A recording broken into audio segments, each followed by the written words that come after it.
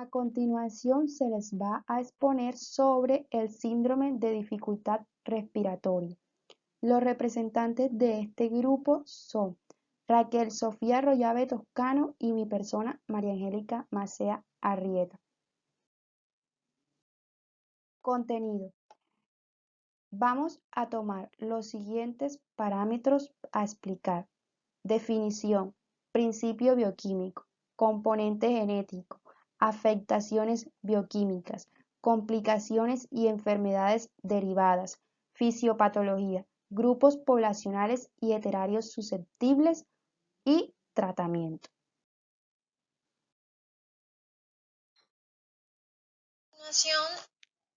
Una dificultad respiratoria constituye un trastorno que es mucho más frecuente observarlo en el periodo neonatal inmediato.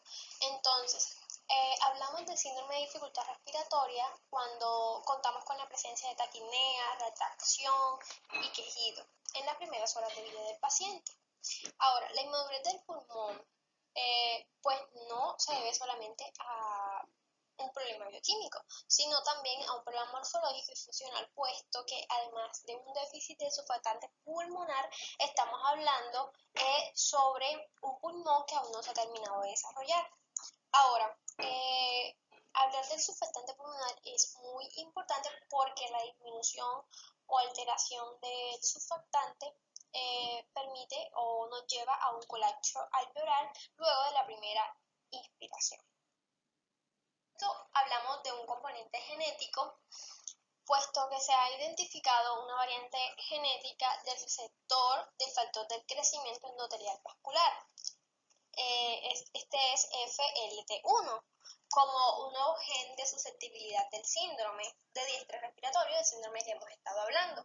Y se ha demostrado que pues, la integración de datos genómicos es un procedimiento, puede ser un procedimiento válido que nos permitiera identificar nuevos genes susceptibles para esta enfermedad. Como principio bioquímico tenemos o sabemos que el surfactante es un complejo formado por proteínas, hidratos de carbono, pero especialmente por lípidos. Y cuando hablamos de lípido, el principal componente sería la lecitina, que tiene un alto poder para bajar la tensión superficial. Entonces, ¿qué nos hace o en qué nos ayuda el surfactante? El surfactante impide que los alveolos se colapsen totalmente en la expiración, por lo que el déficit de esta sustancia produce un colapso del pulmón en general. Ahora, se describen dos pasos enzimáticos en la biosíntesis del surfactante. En la fase número 1 podemos ver que se sintetiza el dipalmitol-lecitina bajo la acción de la fosfocolinotransferasa y en el ser humano esta etapa se ve o madura a las 35 semanas de gestación.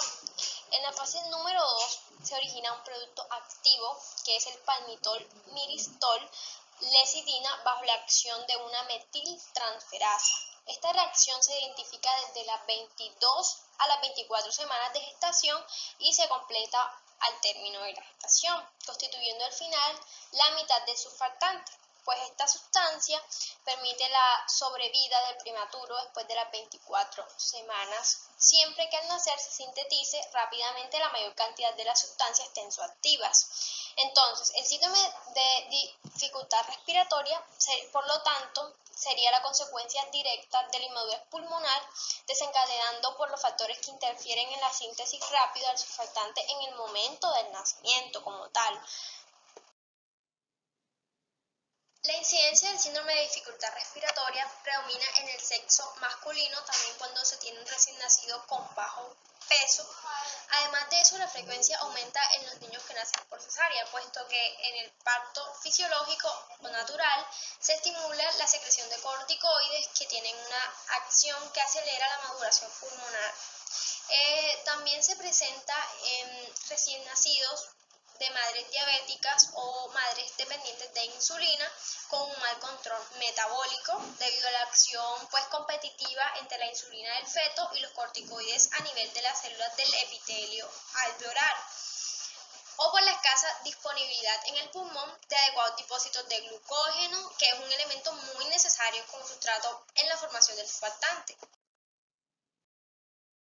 Entre los síntomas de esta enfermedad como más constantes tenemos el quejido expiratorio, la retracción external y subcostal, cianosis, que pasa al administrar oxígeno. Si la enfermedad progresa, aumenta el ritmo respiratorio, la retracción y la cianosis, lo que había mencionado anteriormente. Aparece un edema periférico y disminuye el tono muscular y la temperatura. Para el diagnóstico, este diagnóstico se basa en los antecedentes, datos clínicos, en el aspecto radiográfico de los pulmones.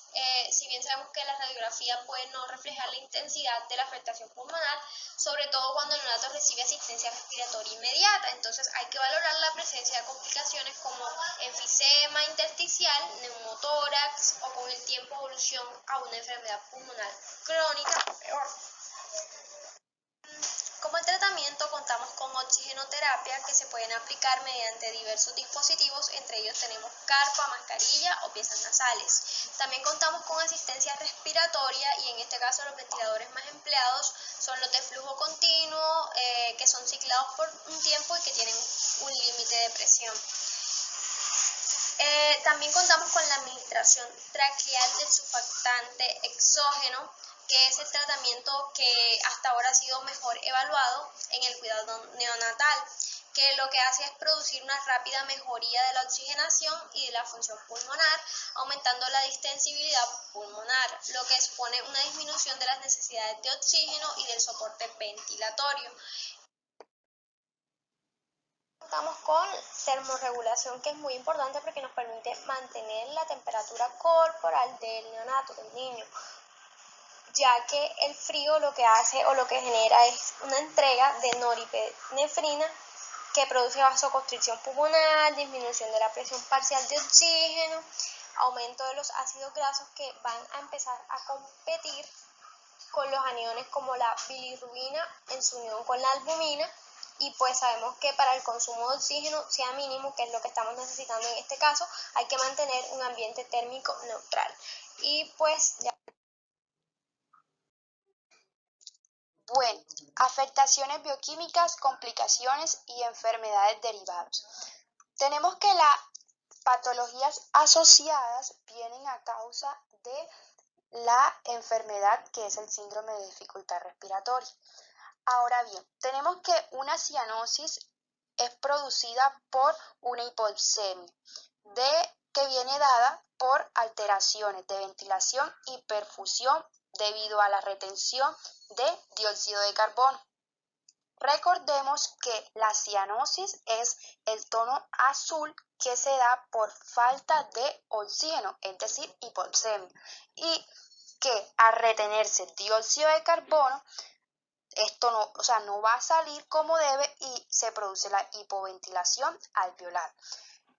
Esto va a tener como consecuencia una acidosis mixta, es decir, una acidosis respiratoria y metabólica, que va a llevar a que se aumenten las resistencias vasculares pulmonares y aumenta la hipoxemia.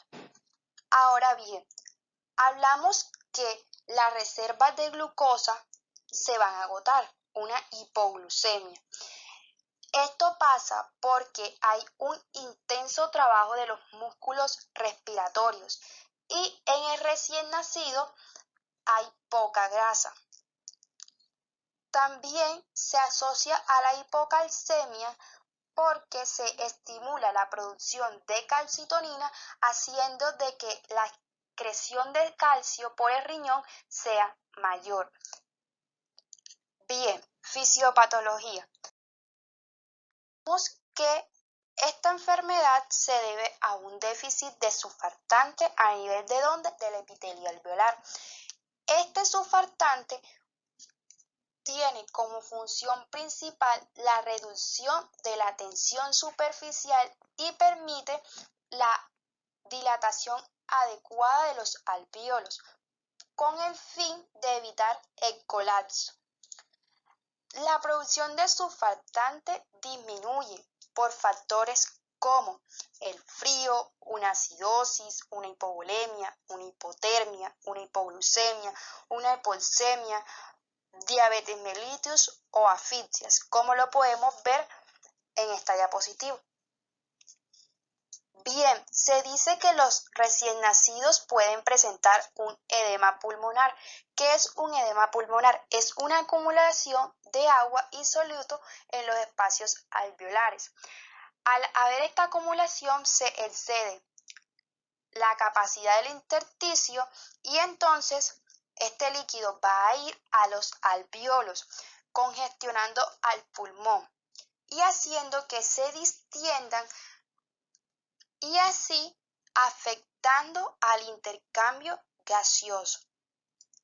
Los chorns intrapulmonar es producido por el déficit de surfactante y es afectada la relación de ventilación-perfusión debido a que no hay zonas ventiladas.